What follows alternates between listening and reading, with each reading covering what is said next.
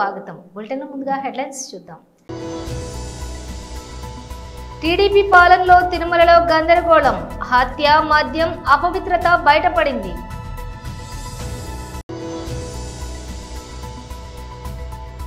ఆంధ్రప్రదేశ్ ప్రభుత్వ కాలేజ్ విద్యార్థుల confidence.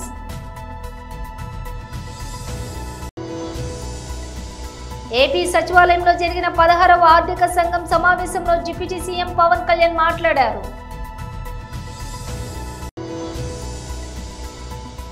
Doctor Kasam Venkateswarlu, doctor S Prakash Reddy మీడియాతో మాట్లాడుతున్నారు.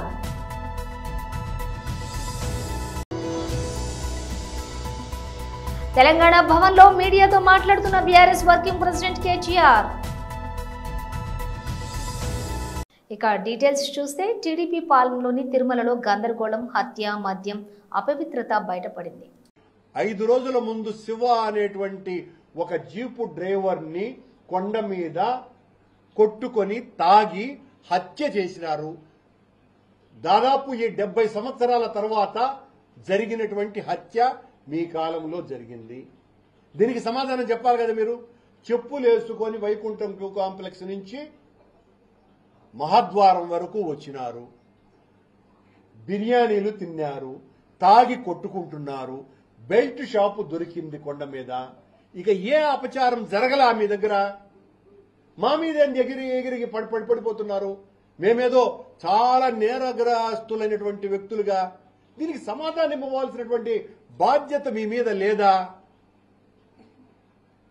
సరే, ఈ ఫార్మర్ అతనెవరు, హరినాథ్ రెడ్డి ఈ రకమైనటువంటి అకృత్యాలన్నీ పాల్గొన్నాడు అని చెప్తున్నారు.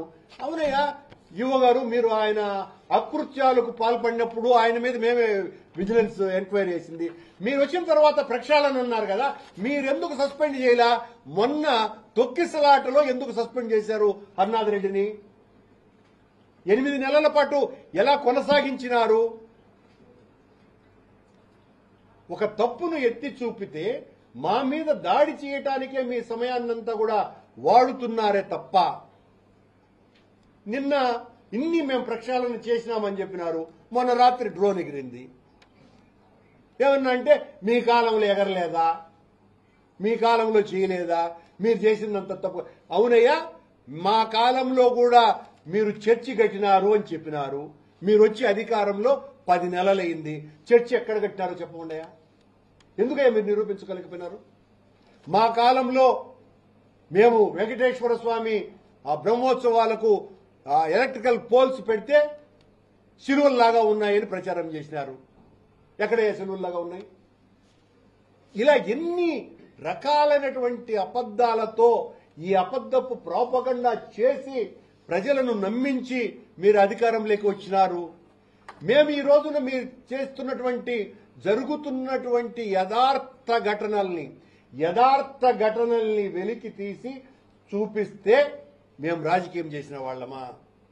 ఆంధ్రప్రదేశ్ ప్రభుత్వ కాలేజ్ విద్యార్థుల కాన్ఫిడెన్స్. నా పేరు వల్లపు కుసుమ శ్రీ లక్ష్మీ కుమారి సార్. నేను ఫిజికల్లీ ఛాలెంజ్, నేను నుంచోలేకపోతున్నాను. గౌరవనీయులైన విద్యాశాఖ మంత్రులు గారికి, ఇతర అధికారులకి, ఇక్కడ సభాముఖ అందరికీ నా హృదయపూర్వక నమస్కారాలు.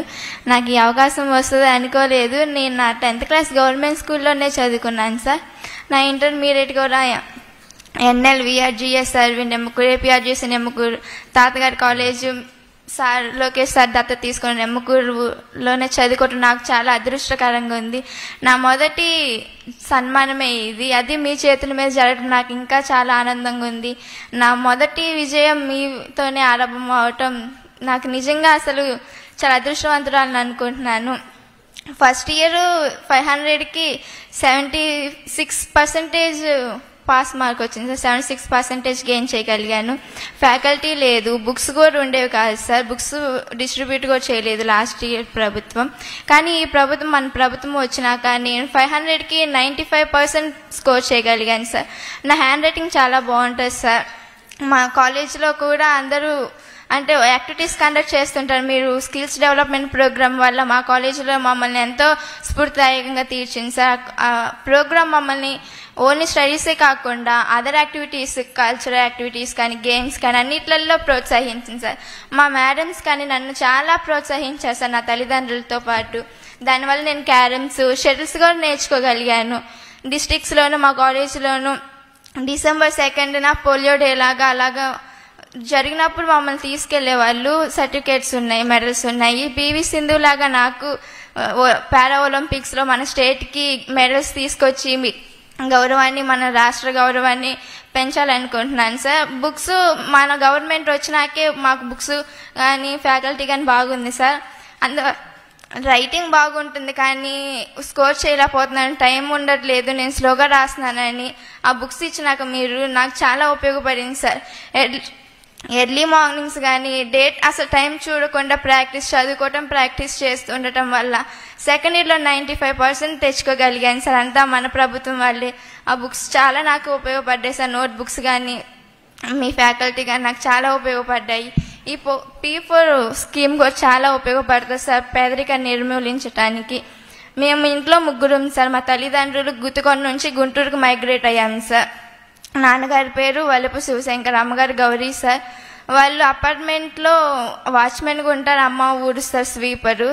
ఇంకా వాళ్ళు ఆ పని చేసుకుంటూ మాకు ఇల్లు కూడా లేదు సార్. అపార్ట్మెంట్లోనే ఉంటున్నాము వాచ్మెన్గా.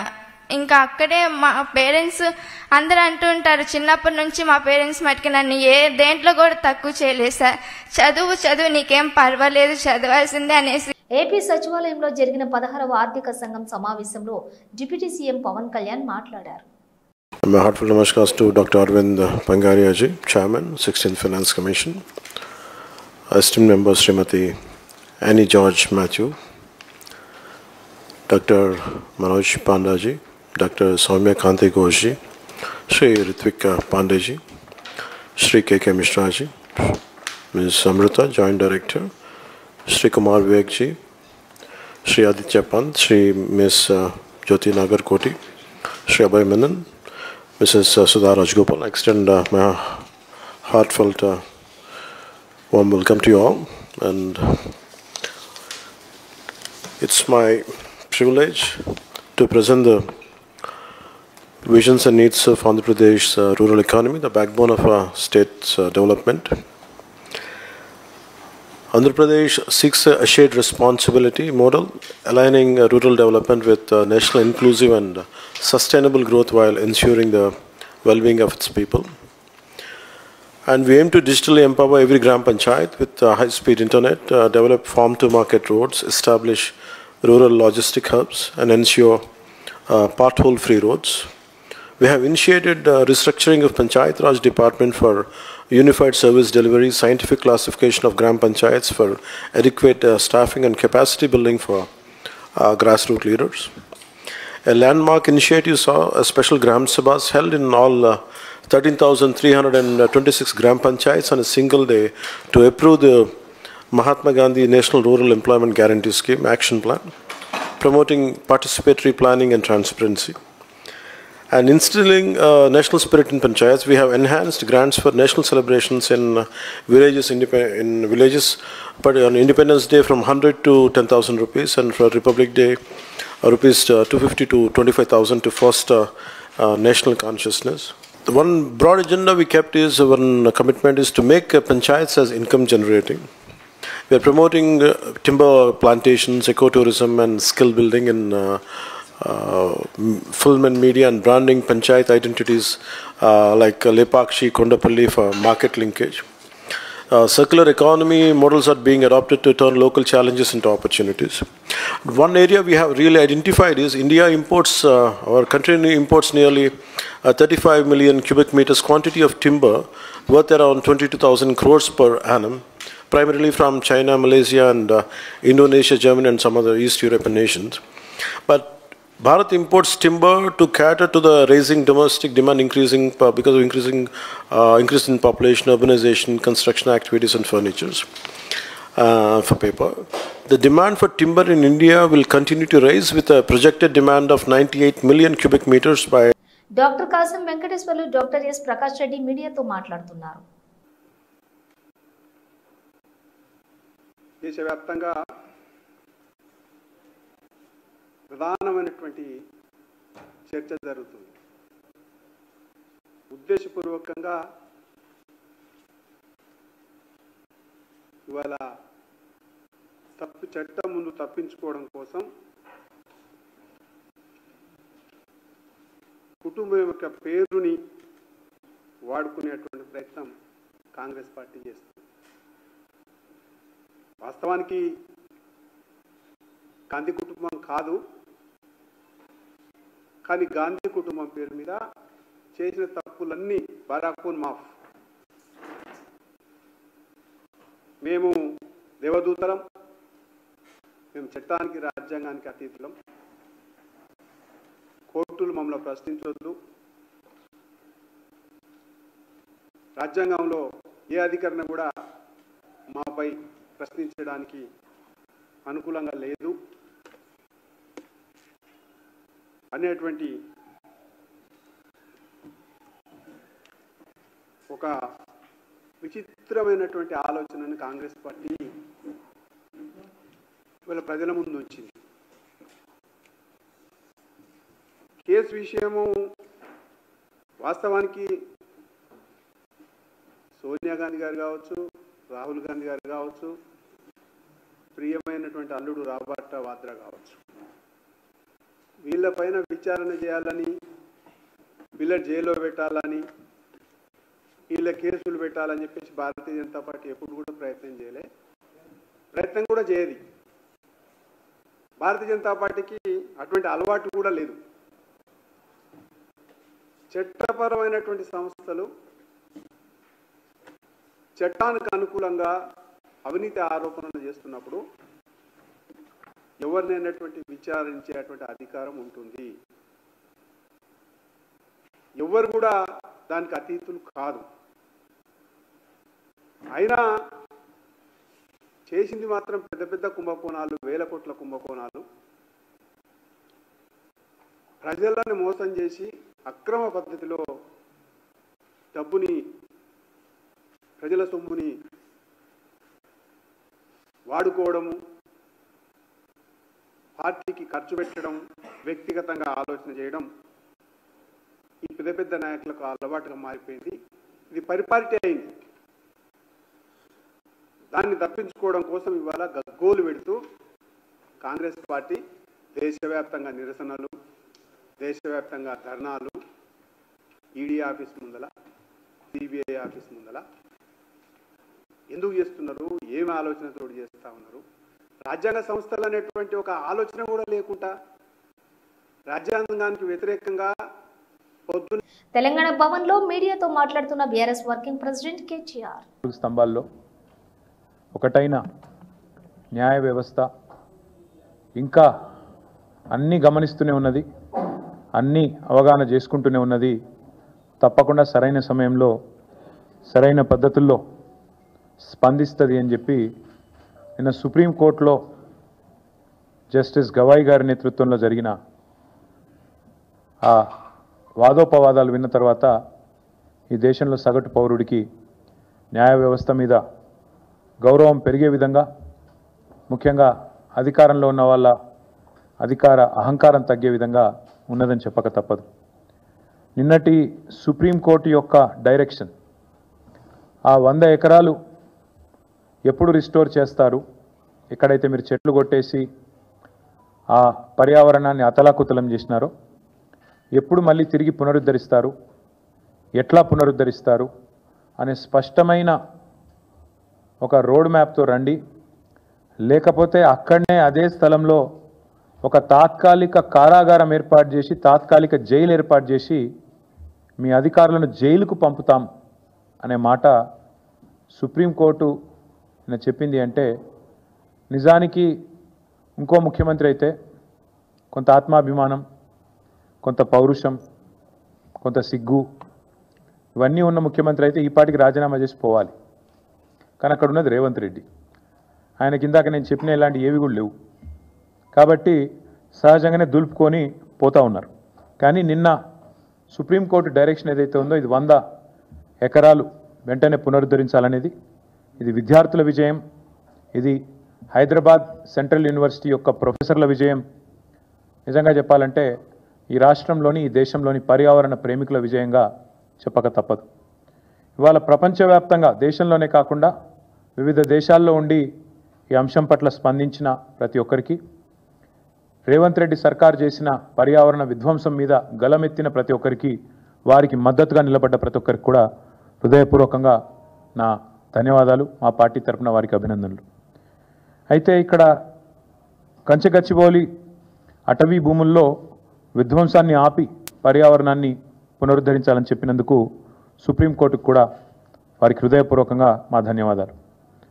సిఎస్ గారితో పాటు రాష్ట్ర చీఫ్ వైల్డ్ లైఫ్ వార్డెన్కి ఆదేశాలు ఇవ్వడం, అది కూడా నేరుగా సుప్రీంకోర్టు ఇవ్వడం అంటే మరి దానికి మించిన ఇంకో వేదిక లేదు. కాబట్టి తప్పకుండా రాష్ట్ర ప్రభుత్వానికి కూడా ఇది అమలు చేయక తప్పదు. అట్లాగే క్షేత్రస్థాయిలో పర్యటించి ఆ సిఈసి సెంట్రల్ ఎంపవర్డ్ కమిటీ ఏదైతే ఉన్నదో అందరినీ కలిసి వాస్తవాలను వెలుగులోకి తెచ్చినందుకు వారికి కూడా హృదయపూర్వకంగా మా ధన్యవాదాలు. మరి ఇందులో నిన్న సెంట్రల్ ఎంపవర్డ్ కమిటీ రిపోర్టు మీరు ఎంతమంది చూశారో లేదో నాకు తెలియదు. ఆస్ట్రేలియా వేదికగా జరిగిన బోర్డర్ గవాస్కర్ ట్రోఫీలో టీమిండియా 1-3 తేడాతో ఘోర పరాజయం పాలైన విషయం తెలిసిందే. ఈ నేపథ్యంలో తాజా బీసీసీఐ కీలక నిర్ణయం తీసుకునేందుకు సిద్ధమైందని సమాచారం. ఇందులో భాగంగా అసిస్టెంట్ కోచ్ అభిషేక్ నాయర్ను తప్పిస్తున్నట్లు వార్తలు వస్తున్నాయి. అలాగే ఫీల్డింగ్ కోచ్ దిలీప్, ట్రైనర్ సోహం దేశాయ్ ఇద్దరిని ఇప్పటికీ వారి బాధ్యతల నుంచి తప్పించినట్లు దైనిక్ జాగరణ్ కథనం పేర్కొంది. బ్యాటింగ్ కోచ్గా ఇప్పటికే సీతాస్ కోటక్ ఉండగా అభిషేక్ నాయర్ అనవసరం అనే భావనలో బోర్డు ఉన్నట్లుగా తెలుస్తోంది. ఈ క్రమంలోనే బ్యాటింగ్ కోచ్గా వ్యవహరించినటువంటి అభిషేక్ నాయర్కు ఉద్యాసన పలకాలని బోర్డు నిర్ణయించినట్లుగా జాతీయ మీడియా నివేదిక పేర్కొంది. అయితే ఈ వ్యవహారంపై ఇప్పటి వరకు బీసీసీఐ మాత్రం ఎలాంటి అధికారిక ప్రకటన చేయలేదు. కాగా 8 నెలల కిందట గౌతమ్ గంభీర్ ప్రధాన కోచ్గా బాధ్యతలు స్వీకరించిన సమయంలోని అభిషేక్ నాయర్ను అసిస్టెంట్ కోచ్గా బీసీసీఐ నియమించిన విషయం తెలిసిందే. అభిషేక్, దిలీప్ స్థానంలో ఇంకా ఎవరిని నియమించకపోవడంతో అసిస్టెంట్ కోచ్గా ఉన్న ర్యాన్ టెస్కాట్ ఇప్పుడు వారి యొక్క బాధ్యతలను నిర్వర్తించే అవకాశం ఉంది. సోహం స్థానంలో దక్షిణాఫ్రికాకు చెందిన ఆండ్రియన్ లే రౌక్స్ను తీసుకునే అవకాశం ఉందని సమాచారం. ఈయన ప్రస్తుతం IPL 2025లో పంజాబ్ కింగ్స్ ట్రైనింగ్ స్టాఫ్ సభ్యుడిగా ఉన్నాడు. ఇక ఇంగ్లాండ్ తోటి జరగనున్న టైప్ సిరీస్కు ముందు కొత్త సపోర్ట్ను స్టాఫ్ టీం ఇండియాలో చేరనున్నారు. జూన్ 20 నుంచి ప్రారంభమయ్యే ఈ సిరీస్లో టీమిండియా 5 టెస్ట్ మ్యాచ్లు ఆడనుంది. సంఘం కొరిమిర్ల రహదారిపై మలుపు వద్ద రోడ్డు ప్రమాదం జరిగే దగ్ధమైన కారును motor vehicle inspector M Ramulu పరిశీలించారు. ప్రమాదం జరిగిన తీరును క్షుణ్ణంగా పరిశీలించి వివరాలు నమోదు చేసుకున్నారు. వాహనదారులు తప్పనిసరిగా రోడ్డు నియమ నిబంధనలు పాటించాలని సూచించారు. మద్యం సేవించి వాహనాలు నడపరాదని కోరారు. రోడ్డు ప్రమాదాలలో ఎక్కువ మంది యువత ప్రాణాలు కోల్పోతున్నారని, రోడ్డు ప్రయాణాల్లో యువత తగిన జాగ్రత్తలు తీసుకోవాలని సూచించారు. బైక్ నడిపేవారు హెల్మెట్, కారులో ఉన్నవారు సీట్ బెల్ట్ ధరించాలని తెలిపారు.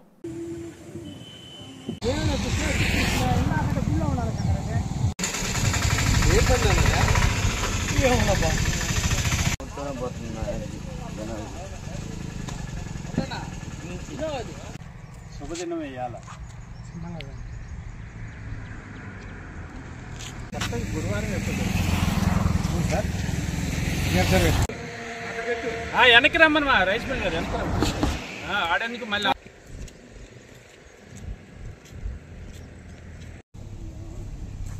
ఎన్ని చెప్పినా యువతకి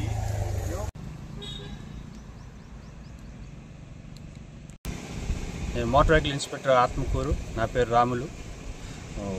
ముఖ్యంగా ఈ రోడ్డు యాక్సిడెంట్లు అనేది ఒక ఎక్కువ యువకులే మనకు చనిపోవడం జరుగుతుంది. దానికి కారణం ఏంటంటే వాళ్ళు హెల్మెట్ ధరించకపోవడం ఒకటి, మోటార్ సైకిల్ వారు, అట్లాగనే సెల్ ఫోన్ డ్రైవింగ్ చేయటం ఒకటి, అట్లాగనే వాళ్ళు ఏదైనా మత్తు పానీయాలు సేవించి డ్రైవింగ్ చేయటము, నెక్స్ట్ కారు వారు ఎక్కువ సీటు బెల్ట్ ధరించకపోవటము, అలాగే ఓవర్ స్పీడ్ రావటము. ఇప్పుడు జరిగిన ఇన్సిడెంట్ అయితే దాదాపు చాలా వరకు హ్యాపీ, ఎందుకంటే పెద్ద ప్రమాదమే తప్పిందని మేము అనుకోవాలా. వాళ్ళు చేసే నైటు ఈ రహదారిని ప్రయాణిస్తున్నప్పుడు ముఖ్యంగా కారు వారు తెలుసుకోవాల్సింది ఏంటంటే ఆ యొక్క రోడ్డు పరిస్థితి ఎలా ఉంది, ఆ రోడ్డు డిజైన్ ఎలా ఉంది. కొత్తగా రూట్కి మనం వచ్చినప్పుడు చాలా స్లోగా డ్రైవ్ చేయాలని నైట్ పూట ఇదే మెయిన్ కారణము. దీనివల్ల ఈ ప్రమాదాలు జరుగుతున్నాయి. ఇంకా నెక్స్ట్ ఈ ఆటో వాళ్ళకి తెలియపరిచేది ఏమన్నా, ఈ ఉపాధి కూలీల్ని లోపల ఎక్కించుకొని ఒక 20 మందిని కుక్కి లోన కూర్చుకొని ప్రయాణిస్తుందండి. అలా ప్రయాణించకూడదు. మేము పదే పదే చెప్తున్నాం, మా డీటీసీ గారు కానీ, ఆర్టీఓ గారు కానీ, మా కొలిక్ ఇన్స్పెక్టర్లు కానీ మొత్తం ఈ రహదారి సూత్రాలు పాటించండి. ఆటోలో ఓవర్లోడ్ చేయకూడదు. అట్లాగనే కారు వారు సీట్ బెల్ట్ ధరించాలా, మోటార్ సైకిల్ వారు హెల్మెట్ కంపల్సరీ ధరించాలా. ఇది ఐడిల్లో ఏసీ పెట్టేసుకొని స్టార్టింగ్ అన్న ఐడిల్లో బండి ఐడిల్లో పెట్టుకుంటే ఈటెక్కి ఇప్పుడు ఫైర్ అయింది, అక్కడ బర్న్ అవుద్ది ఆ వైరు. అది బర్న్ అంటే వైర్ కూడా లా వైర్ వస్తుంది. AC Pakistan army chief general Asim Munir మరోసారి కాశ్మీర్ అంశంపై కీలక వ్యాఖ్యలు చేశారు. కాశ్మీర్ తమకు జీవనాడి వంటిదని, దాన్ని ఎన్నటికీ విస్మరించే ప్రసక్తే లేదని ఆయన స్పష్టం చేశారు.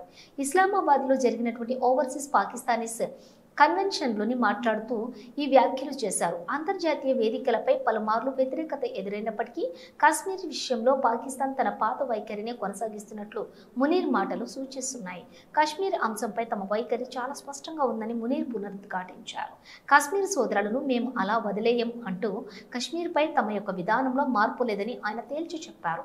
ఈ వ్యాఖ్యల ద్వారా కాశ్మీర్ అంశాన్ని పాకిస్తాన్ అంత తేలిగ్గా వదిలిపెట్టదని ఆయన మరోసారి సంకేతాలు పంపారు. ఈ సమావేశంలోని విదేశాల్లో నివసిస్తున్నటువంటి పాకిస్తానీయులను ఉద్దేశించి మునీర్ ప్రసంగించారు. విదేశాల్లో ఉన్న మీరంతా పాకిస్తాన్ రాయబారులు, మీరు ఉన్నతమైన భావజాలం, సంస్కృతికి చెందినవారనే విషయాన్ని మర్చిపోవద్దని, హిందువులతో పోలిస్తే మన సంస్కృతి, సాంప్రదాయాలు, ఆశయాలు భిన్నమని మన పూర్వీకులు భావించారు. అదే రెండు దేశాల సిద్ధాంతానికి పునాది వేసింది. ఈ దేశం కోసం మన పెద్దలు ఎంతో పోరాడారు. ఈ గాథను ఈ తర్వాతి తరాలకు చెప్పడం మర్చిపోవద్దని, అప్పుడే వారికి పాకిస్తాన్తో ఉన్నటువంటి బంధం బలంగా ఉంటుంది అని అన్నారు. దేశంలో ఉగ్రవాద కార్యకలాపాల వల్ల పెట్టుబడులు రాకపోవచ్చని కొందరు భయపడుతున్నారని ప్రస్తావిస్తూ, ఉగ్రవాదులు దేశ భవిష్యత్తును హరించగలరని మీరు భావిస్తున్నారా అని మునీర్ పరోక్షంగా ప్రశ్నించారు. పాకిస్తాన్కు బలోచిస్తాన్ గర్వకారణమని కూడా ఆయన వ్యాఖ్యానించారు. బ్రిటన్ ముగించే ముందు హెడ్లైన్స్ మరోసారి. టీడీపీ పాలనలో తిరుమలలో గందరగోళం, హత్య, మద్యం, అపవిత్రత బయటపడింది.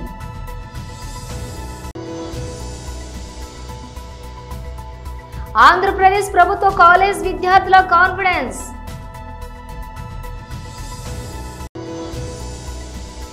ఏపీ సచివాలయంలో జరిగిన 16వ ఆర్థిక సంఘం సమావేశంలో డిప్యూటీ సీఎం పవన్ కళ్యాణ్ మాట్లాడారు. Doctor Kasam Venkateswarlu, doctor S Prakash Reddy మీడియాతో మాట్లాడుతున్నారు.